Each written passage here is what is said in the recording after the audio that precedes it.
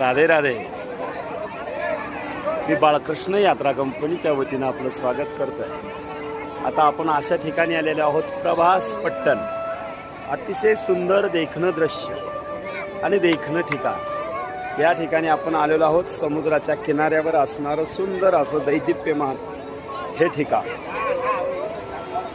या ठिकाणाला, या प्रभास पट्टणचा हा भाग त्याला बाणगंगा म्हणून ओळखलं जातं. हा समुद्र किनारा आणि या समुद्र किनाऱ्यावर आपण आता आलेलो आहोत. हा सुंदर नजारा, सुंदर तीर्थक्षेत्र, सुंदर ठिकाण.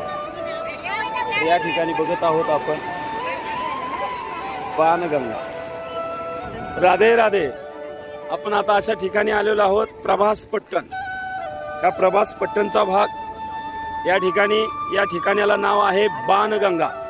या बाणगंगेच्या ठिकाणी आपण आलेलो आहोत. हे सुंदर समुद्राचा किनारा आणि या समुद्र किनाऱ्यावरचं हे सुंदर देखणं दृश्य आपण बघत आहोत. हे सर्व यात्रेकरी आणि सगळा समुद्र वेगळा आणि या ठिकाणी आपण थांबलेलो आहे. इथलं हर कंकर में शंकर, प्रत्येक दगड सुद्धा वेगळा आहे. तुम्ही निरीक्षण करा. आणि या ठिकाणाहूनच भगवान कृष्ण, आपण आता ज्या ठिकाणी पुढे जाणार आहोत, भालुका तीर्थ, त्या ठिकाणी भगवान कृष्ण परमात्मा आणि त्या भालुका तीर्थाच्या ठिकाणी पंपळ वृक्षाच्या खाली पायाची तिडी मारून बसलेले असताना त्यांना या ठिकाणावरून पारद्यानं बाण मारला. आणि तो बाण मारलेला हे ठिकाण म्हणून याला बाणगंगा म्हटलं जातं. आणि तो बाण मारलेला इथून सू करत गेला आणि भगवान कृष्णाच्या पायाला लागला. कारण त्या पारद्याला भगवान कृष्णाचा पाय इथनं दिसत होता आणि पाय इतका देखणा होता देवाचा, हरणाच्या डोळ्यासारखा पायाचा अंगठा दिसायचा. आणि त्यामुळं त्या ठिकाणी त्या पारद्यानं त्या हरणाचा डोळा समजून बाण मारला. तो कृष्णाला लागला आणि शेवट झाला. त्या ठिकाणी कृष्णाचा शेवट झाला. त्या ठिकाणी भालुका तीर्थ नावाचं तीर्थ आहे, तिथं आपण जाणार आहोत. आणि त्यानंतर आपण आताच आलो देहोसर्ग, जिथं भगवंताला अग्नी दिला ते ठिकाण. आणि हे ठिकाण आहे बाणगंगा, जिथून बाण मारलेलं ठिकाण. आणि समुद्रात आता त्या बाजूला चला सगळेजण. त्या बाणगंगा, ते तिथं शिवलिंग आहे, त्या शिवलिंगाला पाणी हातानं घाला, दर्शन करा. ते बाणगंगा तीर्थक्षेत्र. आणि ह्या बाणगंगा तीर्थाचं आपण आता दर्शन करून आपण पुढे जाणार आहोत. हे सुंदर तीर्थक्षेत्र आपण बघत आहोत की या ठिकाणी हे बाणगंगा आणि हे निशाणी.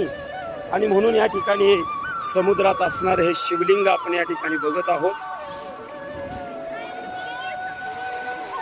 सुंदर नजारा, सुंदर दृश्य. समुद्रातलं असणार हे शिवलिंग,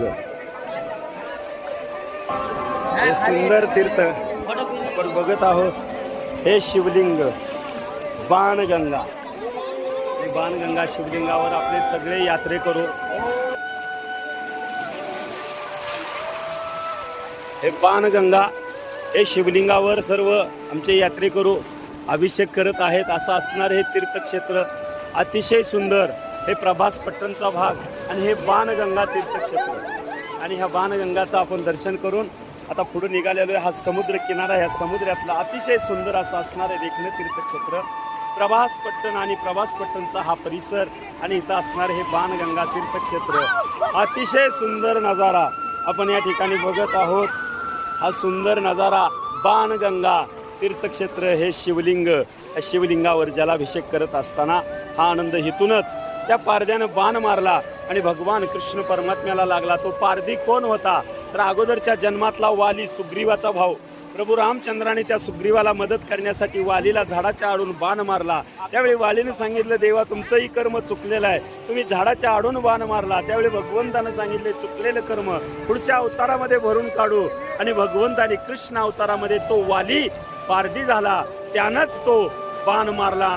भगवंतानी रामानं मारलेला बाण वालीला लागला, तसा वाली रूपातला हा पारधी त्यानं मारलेला बाण भगवंताला लागला आणि कर्म या ठिकाणी चुकत झालं. असं असणार हे बाणगंगा तीर्थक्षेत्र. निश्चित हा व्हिडिओ आपल्याला आवडेल ही अपेक्षा व्यक्त करतो. धन्यवाद. राधे राधे. राधे राधे. राधे राधे. राधे राधे.